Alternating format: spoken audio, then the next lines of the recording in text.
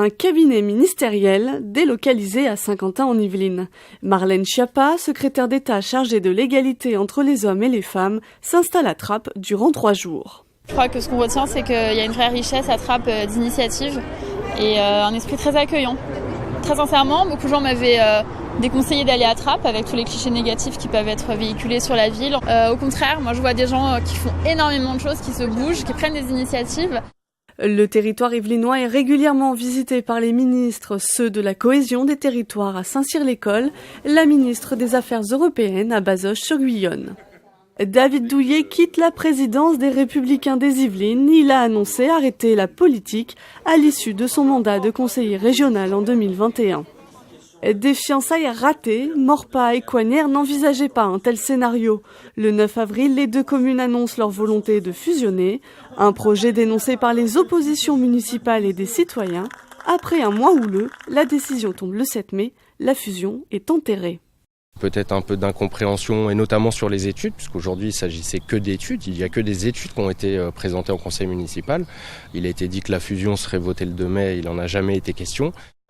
Une nouvelle tête du côté de la préfecture des Yvelines, Serge Morvan, nommé commissaire général à l'égalité des territoires, c'est Jean-Jacques Brou qui s'installe à Versailles.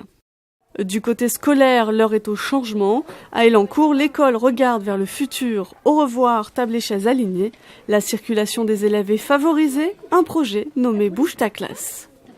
En juin, du nouveau pour les rythmes scolaires de septembre 2018. 90% des communes choisissent de revenir à la semaine de 4 jours. Des retours et des premières, après plusieurs mois d'études, la racine, la monnaie locale de la vallée de Chevreuse, a été mise en circulation en juin, une monnaie utilisable à son lancement dans une vingtaine d'établissements.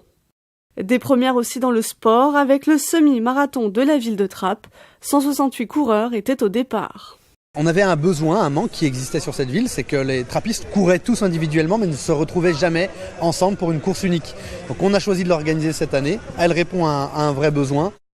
Des Saint-Quentinois champions des Yvelines, les basketteurs morpasiens de moins de 13 ans remportent le championnat face aux Chénés.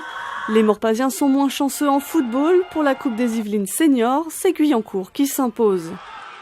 Eux visaient la Coupe du Monde, les Bleus s'entraînaient pour la dernière fois en public à Clairefontaine avant de s'envoler pour la Russie, où ils seront sacrés, de quoi ravir les supporters et pas seulement. Là j'en ai 2 là, Dembélé et Grisi. T'as un accueil toujours extraordinaire. Hein, et puis on est là pour la France. Hein Théo ? On est soutenus, ouais. Non, on est soutenus les enfants ou pas ? Voilà. Toujours un plaisir de rencontrer les supporters. On passe un bon moment avec eux et ça nous permet de voir tout le monde qui est derrière nous.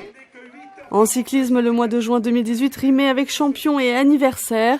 Les meilleurs coureurs tricolores se sont affrontés à Mantes-la-Jolie à l'occasion des championnats de France. La revancharde fêtait son 20e anniversaire. Plus de 160 coureurs se sont alignés au départ. C'est 5 fois plus que lors de la première édition. C'est une tradition, c'est l'histoire de Saint-Quentin-en-Yvelines, l'histoire de cette colline.